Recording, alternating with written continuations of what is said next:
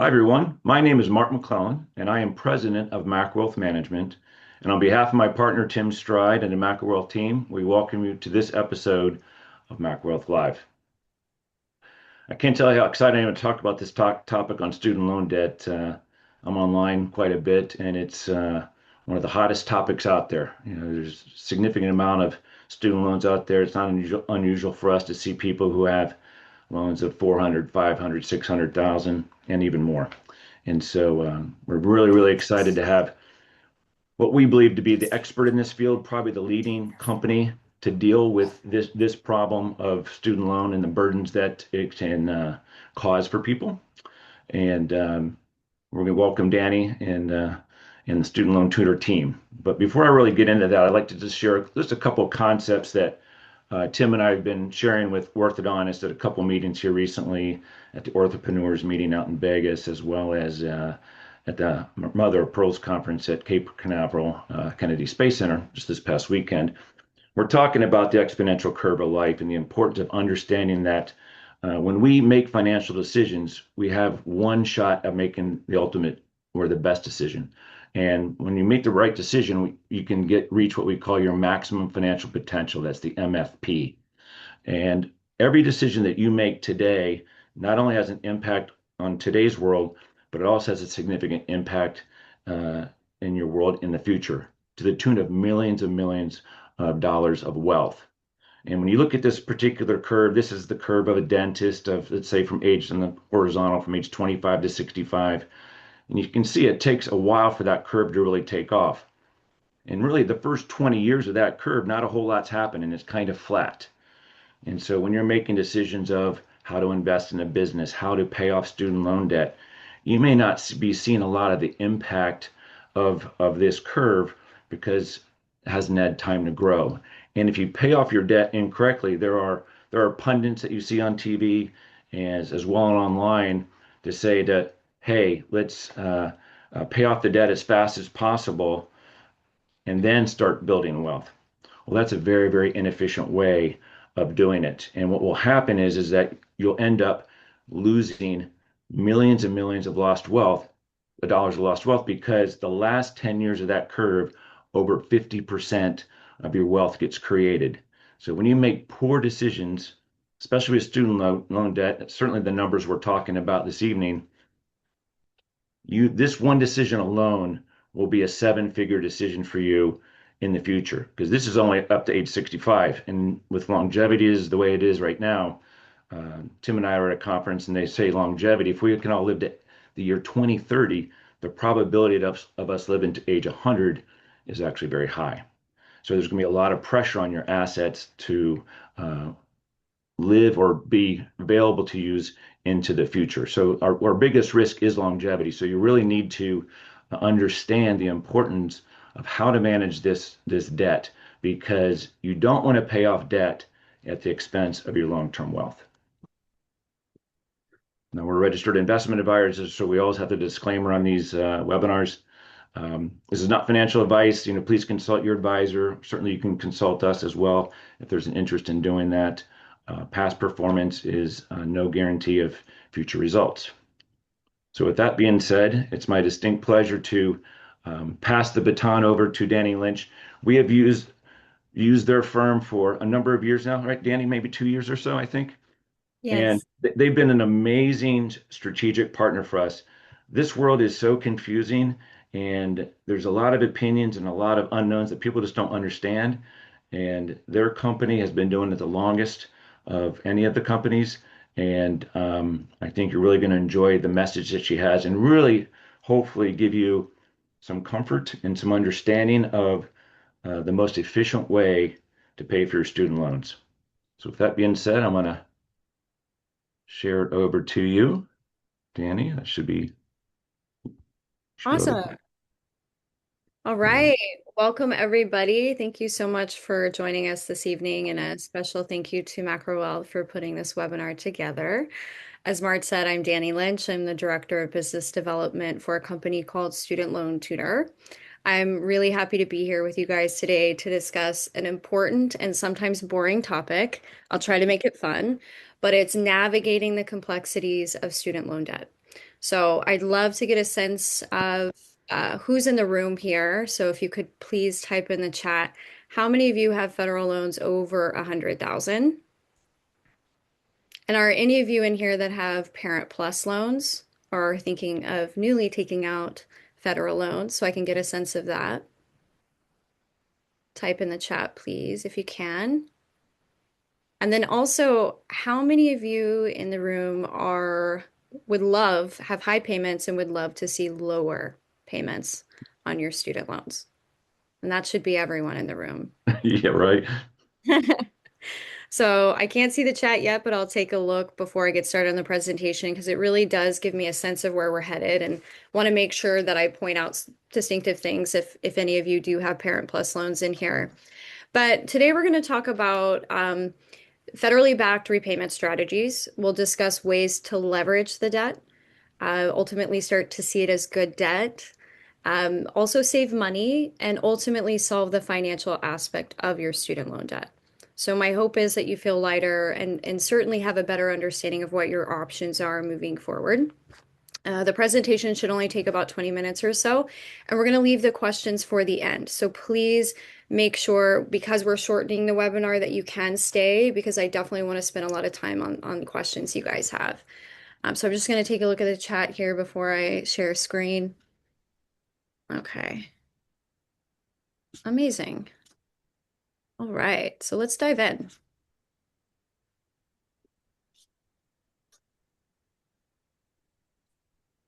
Okay, I'm going to make sure everyone can see my screen. Yep. I can Awesome. see it. So, a little bit about us. We have been around a little bit over a decade now.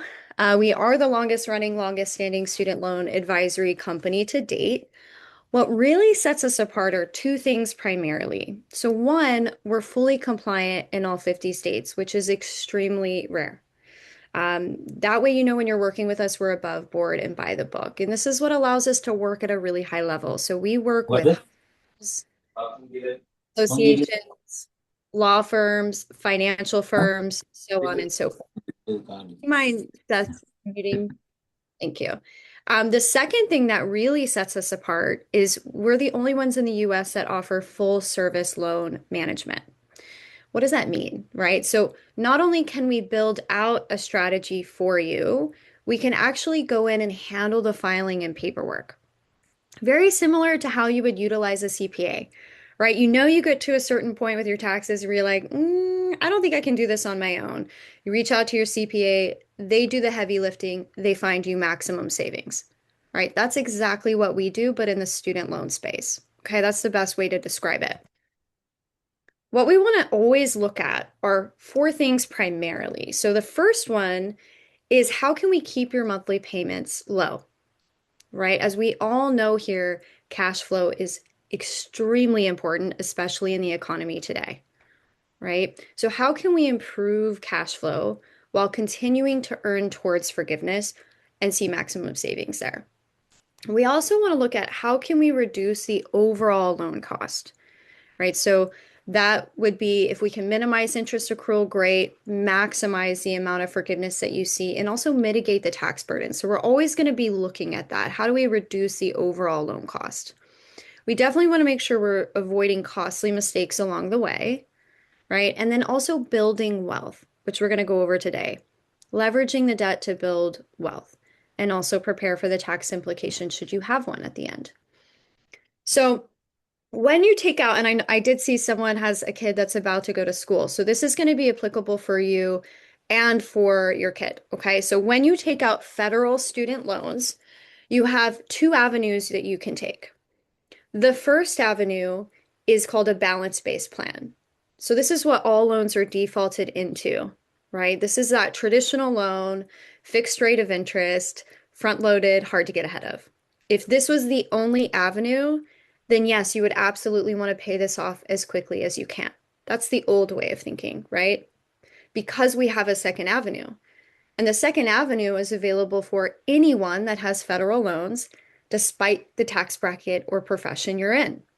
Okay, and this is called income-driven repayment. This is a loan forgiveness program. It was put in place by Congress in 1993 and has only gotten more and more progressive over time.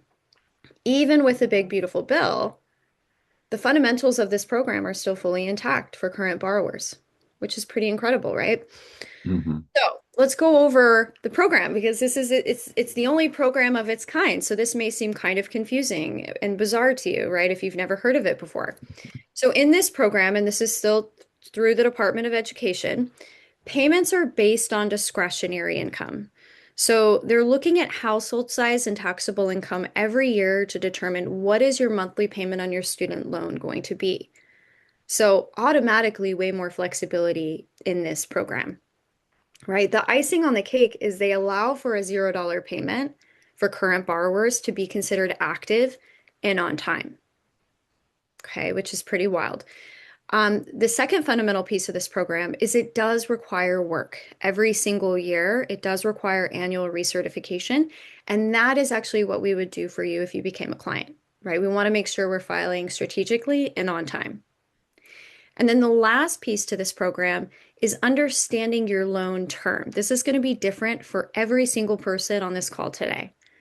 Okay, so typically it's anywhere between 10 to 25 years from the time you took out the first loan. There's varying factors there, like if you've consolidated, that resets the clock, time in between schooling, forbearances, things like that. But the important thing to know is at the end of your loan term, whatever the remaining balance is, including interest, is completely forgiven, whether you're in public service or not. And that's the biggest misconception is most people think, well, I'm in an IDR plan, they're basing my payments on my income, but they don't realize they actually have an opportunity for forgiveness as well. Okay. If you're not in public service at the end of that loan term, when you receive forgiveness, that will look like earned income for that tax filing year. So we want to make sure that you're working with Macro Wealth on preparing for that tax implication, but it's a fraction of what it would be if you were to pay this off in full. Okay. Now, if we have any new borrowers, like the parent whose kid is about to go to school, after this big bill passed, what we have now is called RAP for new borrowers starting July 1st, 2026. And RAP has very similar fundamentals as this program. The difference, the two main differences, are they're looking at their adjusted gross income to determine the monthly payment, and it's still going to be it's going to be forgiveness at the end, but instead of a 25-year term, it's a 30-year term. Okay. Public service is still available, so that would be a 10-year. And then the lowest we could get this payment, absolute lowest in RAP, would be $10 a month, which is still very manageable. I believe that's like a coffee at your local coffee shop at this point, right? Depending Yeah. on where you live. I Or could a be hamburger. I could be very skewed because I live in California. Yeah. So coffee is about $10, I would say. All right. I think I froze there. Let me see. Yeah, you're frozen. That's okay. We can still hear you. You can still hear me? Okay. Let me just stop video real quick. There we go. Back in action. Okay. So, income-driven repayment is the program name. Within that program name are different repayment plans. And these plans, think of them as living, breathing policies. They can change, they can be replaced, new ones come in. This is where, as Mart said, this is constantly changing. And so at this point in the landscape of student loan reform, you do need an expert to have eyes on your student loans. I would say if you have over 60,000, it's good to have an expert have eyes on your student loans because this is how complicated it gets, right? There's so many different repayment plan options. So for anyone that's in Save at the end, we'll discuss more of what's going on there. And I know there's a lot of concern around if you should stay or if you should move and change plans. So we'll go over that. But every single plan has its own percentage that it looks at the discretionary income versus the poverty guideline index. Okay. Income-based repayment is the only repayment plan that's statute in. Okay, so this is, I always like to say it's pretty immovable, right? It would take an act of Congress to remove. It's what the entire program is based around is income-based repayment.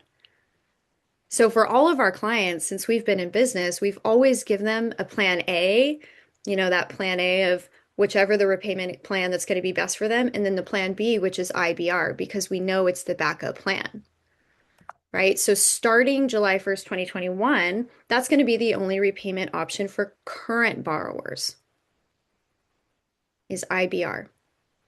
It's a 25-year program. But if you're in PSLF, it's still 10. Okay. Um, doesn't mean new ones won't come in later, but we will base your strategy off of IBR, the worst case scenario in this program, which is still pretty great. And you guys will see those numbers today. We do go over tax implication with all of our clients. I'll just briefly go over this. Basically, we're 37 cents on the dollar right now. I know this says 2024 federal tax bracket. It's still the same here. So what we want to do is determine what the tax implication will look like at the end. But just to give you an example here, let's say you had 100,000 completely forgiven and you were in the 22% tax bracket. The most you would pay at the very end if you did zero tax mitigation would be 22,000, but you'd have a pretty long runway to prepare. Significantly better than 100,000, right? Okay.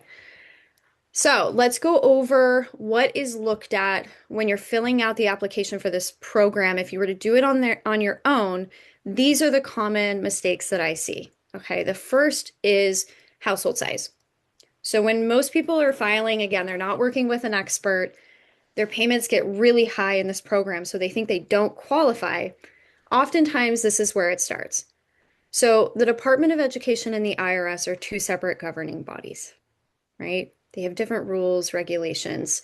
For example, I see so many people who think that they should continue to file separately on their taxes so that it's not affecting their student loan monthly payment.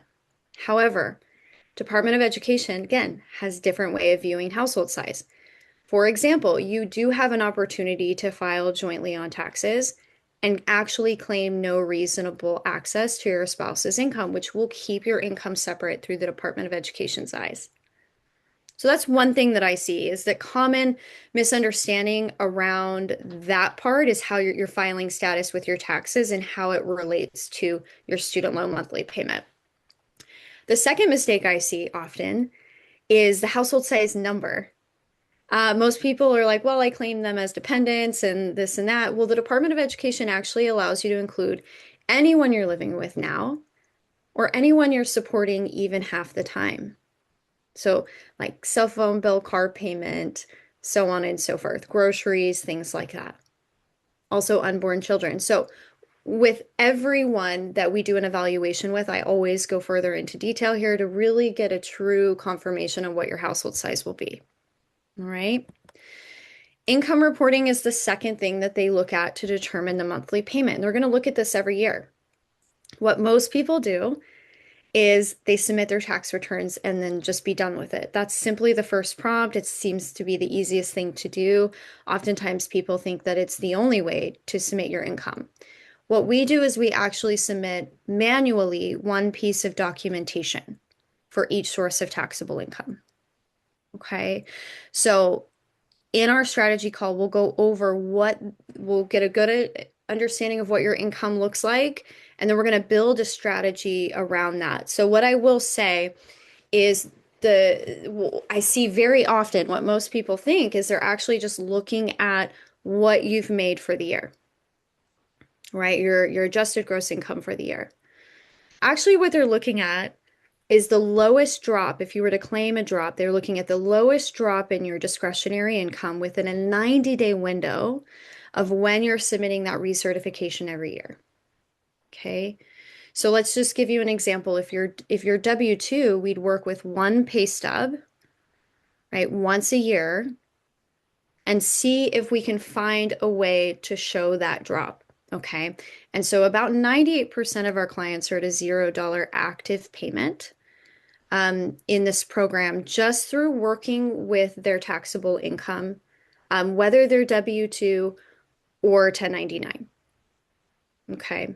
And we go over that in more detail when we meet with you.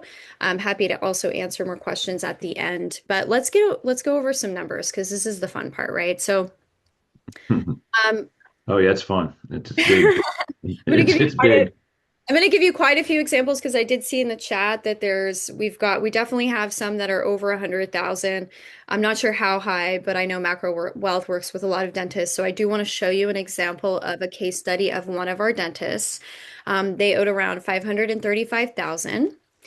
They got defaulted into that 10-year plan. Okay, their monthly payments right out the gate were around 6K a month. That's like a mortgage in California, I should know.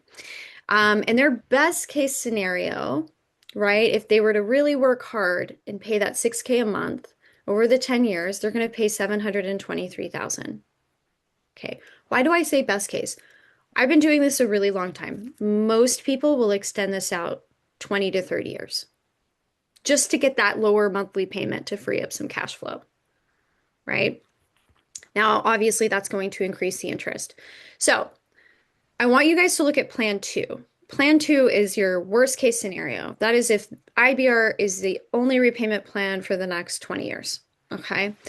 So we got this client to a $0 payment. Um, and then as you can see, interest is accruing here, right? So the loan is growing. They have 20 years remaining. It's going to bring the loan to 1.2, right? That's quite high. That scares most people. Now, that 1.2 is actually going to be completely forgiven. They've hit their forgiveness date. That will look like earned income for that tax filing year. So let's just say this client is in the highest tax bracket and they do zero tax mitigation. The most they could expect to pay is 459 with the current rate, current tax bracket. Okay, 459. Still significantly better than their best case scenario over here of 723. Right? Now, again, that's worst case scenario.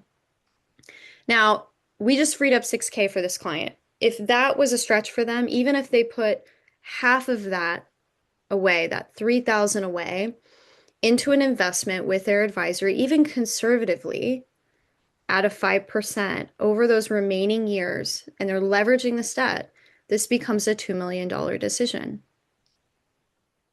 right? So that not only are they building real wealth, but they're preparing for no matter what the tax implication is at the end. And let's just say you had zero tax strategy, which would be interesting, but it could happen. We want to give you your worst case scenario. You're still in a really good placement to pay this off, right? And then you have more than enough to take your whole family on a nice vacation and celebrate the proper way because you've just seen full forgiveness on over 500,000 on your student loans, right? I'm going to give you another example. I know a few of you have a little bit over 100,000. So let's just say you have 160. This is a client of ours that has around 160. They're at a 7%. They're a new grad. So all of these examples are going to be new grads, okay? For a lot of you on this call, you're probably further along in your forgiveness journey, so I want you to keep that in mind. But they get defaulted into that 10-year plan. Their payments are $1,857 a month, right? Best case scenario, they'll pay around $222. Okay. Again, best case, they're probably going to extend this out quite a bit. If they work our strategy, right, get their payments to zero, interest is accruing, that 440 is completely forgiven. In 20 years, if they're in the highest tax bracket and they do zero tax mitigation for that year, the most they could expect to pay is 162. Right? So what I can say confidently is at minimum, we know we can save them 70K. At minimum, right? In their worst case scenario. Now, if they were to put back that 1857 a month with their advisor, get it working for them, even conservatively at a 5%, they'll accumulate over $1 million. Right? So now they're leveraging the debt as good debt because they know they're in a forgiveness program. They're going to pay, if they're clients of ours, will keep their payments as close to zero as possible for the life of the loan. They're preparing for the tax implication with that freed up cash flow while also building wealth, right? It always makes sense, especially in the economy today, right? Just as Mart was mentioning about that exponential curve of life. You do have to think about this. This would be a way to solve the financial aspect. Now, one thing I do want to bring up is most of us were taught that if you have debt, you want to pay it off as quickly as you can. Okay. There is some debt that absolutely you might need to do because it's affecting your borrowing power or it's affecting your credit score, right? But federal debt is very different. It's not affecting your borrowing power, right? What does affect the borrowing power is that 1857 a month. That's affecting your debt to income ratio, right? So if we get that lower, it's no longer affecting your borrowing power or your credit score because once you're in the program, you will have active on-time payments, right? So it really takes a little bit of a reframing of the mind to get us to start seeing student loan debt as good debt. But the only way we can see it as good debt is we have a strategy in place and we know it's solved. That financial aspect of your student loans are completely solved and we're leveraging the debt. If you're not leveraging the debt, you might as well pay it off, in my opinion, right? Because you will have a tax implication at the end, and we want to make sure that you're set up for success to prepare for it. All right, I'm going to give you guys one more example. Okay, this is a client that had around 300,000. If they do the whole Ramsey, I'm going to pay this off as quickly as I can, they'll pay around 417. Okay, with high monthly payments of 3,400 right after they graduate, right? Now, if they work our strategy, we get their payments to zero. Yes, they're accruing interest for the life of the loan. It's going to bring the loan high to 825. That 825 is completely forgiven, right? And then worst case scenario, highest tax bracket, if they do no tax mitigation, they'll pay around 305. So what we can say pretty confidently is that our worst case scenario, we know we can save them around 112,000. If they put back that freed up cash flow where they already were set to pay, then they'll accumulate over 2 million or close to 2 million, excuse me. Right? So, um That's the millions I was talking about, right? that's million. That's the Yeah, seven-figure change. absolutely. Absolutely. And so the important thing to know is that these are all worst case scenarios if you are in the program the absolute longest. Right? So if you're in public service, it's significantly shorter, 10 years, no tax implication. Why do I not show that example? I don't show the example because I do not believe that starting off your career knowing you have to be in one lane for the remaining 10 years of that or the start of your career just to see forgiveness because you're afraid of a tax implication, not a fan of that. I want you to go into your career and do exactly what you'd like to do, knowing that if you end up in public service, great, but if you don't, your absolute worst case scenario looks like this, right? Because anytime I'm thinking about my finances, I am looking at that as like, okay, because yeah, best case is if you're already in public service, that's great. And if that's the lane you'd like to stay in, great. But if you get an opportunity that knocks on your door and it's in the private sector, it's going to make you happier, you're going to make more money. I want you to know that there's an opportunity here. It's essentially going to be the same results. Okay, so let's open it up. I did want to say, just in case any of you hop off early, um, the best way to get in touch with me is through Macro Wealth. So you're going to want to reach out directly to Macro Wealth. I think Mart has a QR code at the end. And for anyone that's coming in through this webinar, we are offering that complimentary strategy call. Okay, as a value out of Macro Wealth services. So if you came in through our website or you emailed us from our website, we wouldn't be able to honor that. So please make sure to get with Mart or Seth or Tim at the end. Get that QR code. Get on their calendar to meet with me because building out this strategy at no risk is a pretty awesome opportunity. Okay, so I'm going to stop share here. And all right. All right, back over to you, Mart. Okay. Thanks, Danny. Absolutely. All right. This is where it locks up here, my friend. So This again here.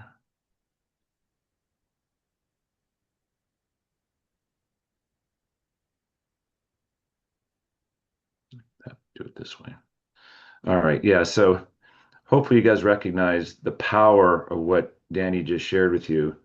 Imagine freeing up thousands of dollars per month that could be invested and really built onto that wealth curve. It's very, very powerful. And as I mentioned before, you don't want to pay off debt at the expense of your wealth. And this clearly, I think, clearly shows that to engage these types of programs and experts to help you navigate this. And it is a continuum, right? You have to be certified every year, right, Dani? So this is something that is it's not you don't do it once and say I'm good for 20 years. This is something that needs to be very carefully monitored through time, and that's their expertise. That's what they do, and so that's why we're so excited to have them as one of our strategic partners, and help alleviate a lot of the stresses that so many people have with this just tremendous big number. As you said, it is like a mortgage, right? You want to go out and buy a house, but you've already bought a house with your student loans. But as Tim and I always say, your best investment is your education, and so it's going to drive your income and your enjoyment in the life moving forward. So, but if you can do it paid off in a different way, I think it's something to seriously consider. So, if there are any questions for Dani, I think we can, ask questions now. Otherwise, I'll finish up with a couple other talking points.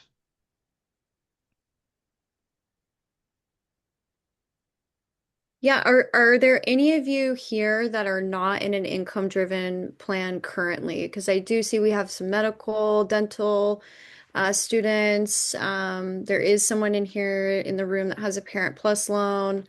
I do want to say if specifically for the Parent Plus, if you are not in an income-driven plan, there is a little bit of a sense of urgency for that one. So definitely make sure to get on our calendars as soon as you can, because there are some changes there with the new legislative changes through the big beautiful bill. But yeah, is there anyone here, and you can just type it in the chat if you're feeling shy, that is not in an income-driven plan?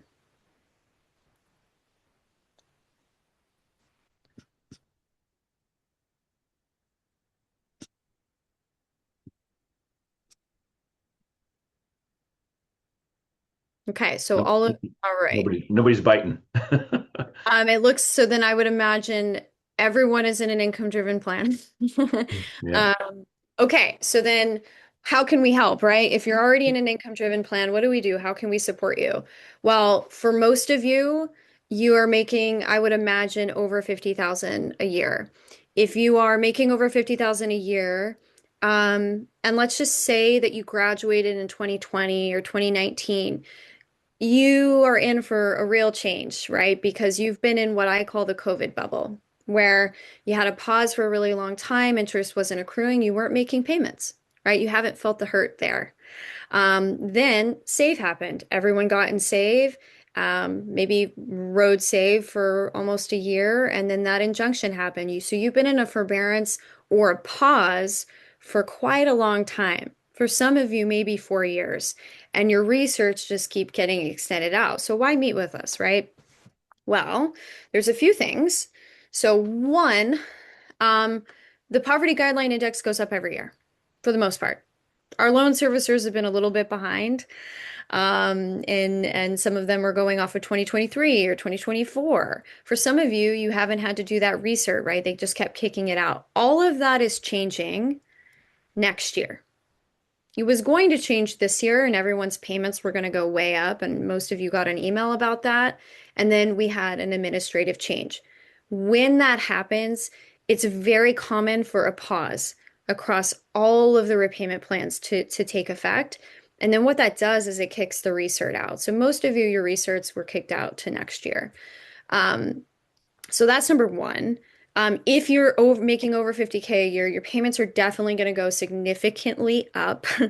And so it's important to meet with us, right? To at least discuss a way that we can keep the payments lower. Because again, the goal is if you're going for forgiveness, You want to be leveraging the debt. So that freed up cash flow is crucial, especially if you have a tax implication at the end. I do see Chris has a question about save. So can I go over the future of save and where it's going? Absolutely. I knew I was going to get that question. So save was put into, um, was brought in through an exec order, essentially. It was never fully statute in. And when they do that, it leaves the policy really vulnerable for states to come in and file lawsuits against it, right? If you put an exec order on something and you rush it out, it's pretty common that you're going to see some pushback, especially when there's that forgiveness subsidy on there that really upset quite a few states. So that's where the injunction came from. Okay, very separate than this new administration. Um, that is currently still held up through the Supreme Court because of the new administrative changes, right? In the government shutdown, we were supposed to have a good understanding of what was going to happen in the hearing October 3rd with SAVE. And then after the government shutdown, that extended it out to another 60 to 75 days. So now we're waiting until that reopens, and then it's probably going to be another 30 days from there. Okay. So that means that you've already been in a forbearance for over 15 months, right? Now you're accruing interest. So you're probably wondering, should I stay and save and risk for the gamble if maybe it does come back, or should I do a plan change? That's going to be um, what I feel comfortable with is having you meet with us and we're going to determine it together because everyone's case is different. What I can say confidently is if you are still pending save, it's time to meet with us and discuss getting into IBR. If you are in public service loan forgiveness, it is absolutely time to move out of save, right? Because whether you're accruing interest or not, and you know you're staying in the PSLF lane, the taxes aren't an issue, right? So the interest isn't an issue. There's no point to continue to stay and save. If you have a high balance, please meet with us because we want to show you what you're gambling on. We want to show you like, okay, well, if you're being strategic, save may stick. Let's say it doesn't go to trial, best case scenario, they do make a decision in 3 months. Um, and then they aren't accruing interest. So that's a lot of factors there. So that would be the best case scenario. Let's say that's the case. Well, yeah, you could potentially be in save until 2028, right? If I run the numbers for you and show you what that gamble looks like in terms of tax differences, 9 times out of 10, most of you are going to want to move over. Does that answer your question, Chris? Or do you have anything specific that you're curious about?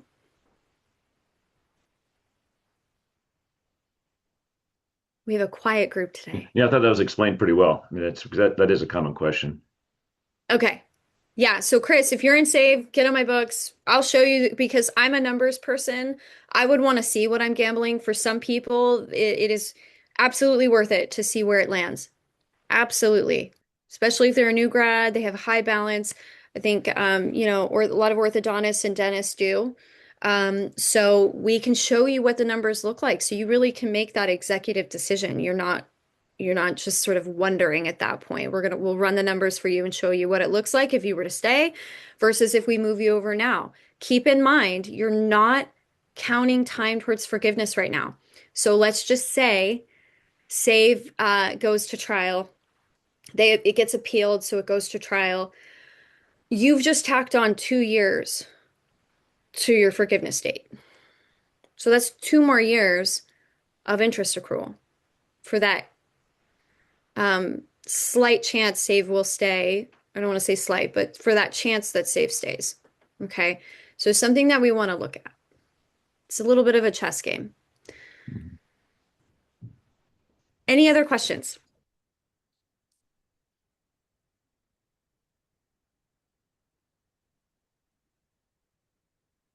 Okay. Well, if not, then I have a couple things to finish up, but once again, Danny, thank you for your expertise. It's something that Tim and I were sort of talking about years and years ago before we met you. It was just such a hassle to do, and having you guys as partners has Mhm. really cleared up a very challenging thing to understand. And so hopefully the people who listen this evening really derive some benefit. And well, I'll show you the scheduling link here too in just a moment and get on the books because you can save quite a bit of money by running through us as opposed to going direct. So it's definitely worth the time. It's usually the first one's like a half an hour, right? 45 minutes, and then there's a strategy meeting after that, like two meetings. Exactly. So you'll meet with me first. We'll do an evaluation. It's really to get a baseline of where you are. And then if we know we can help or we think that the strategy is a good fit for you, then the next call is a 90-minute deep dive. We get really granular. We build out the strategy for you. And that is totally complimentary through Macrowell. So absolutely please take advantage of it because even if you decide not to become a client, you basically walk away with a blueprint of how to do Mhm. it yourself. Okay. Yeah, that's very valuable. Yeah, Yeah. cool. All right, it's a couple items that we'd like to share for the folks on the line here. Every year, Macro Wealth has an annual event. This year, we're super excited to have some amazing speakers. We bring in speakers from all over the world. The gentleman in the photo here is Christopher Zook. He's Tony Robbins' co-author of that book, The Holy Grail of Investing. He talks about the power of private equity. We have a tax mitigation professional come in. Danny was talking about tax mitigation. We've got that strategic partner that we work with. We've got a gentleman, an economist, come in and talking about the state of the economy now and in the near future, as well as a crypto person. And lastly, we're going to be sharing a new revolutionary new cash flow technology that we truly, truly believe is going to be the future of personal finance. Danny's talking about cash flow by freeing up cash flow with debt repayment. This is just how to free up cash flow in your entire financial life. It is a game changer. And so it's a complimentary. There's no charge to come. That's the QR code to attend. As I said, it's right there in Chicago Mart, your downtown. screen is not showing. Oh, my screen's not showing. Yeah. All Yeah. right, time out. Let me go back. Give me a second here, my friends. Here.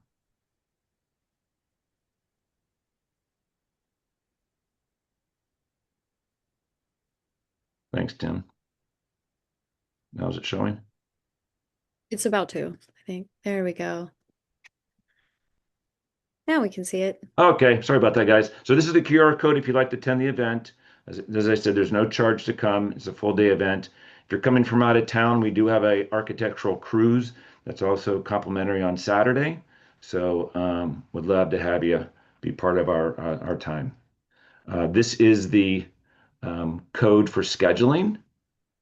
QR code for scheduling. If you need to reach out to myself, Tim, Seth, or Cindy, these are our email addresses. But this is sort of the conduit to getting in touch with us for an appointment. If for some reason you're having a hard time, just call our office and we'll work something out and get you on the schedule. So, with that being said, um, thank everybody for your attention on this Wednesday evening and have a wonderful rest of the night. And hope to see you in a couple weeks at our meeting or online at one of these meetings, these events. Thanks. Thanks, everybody.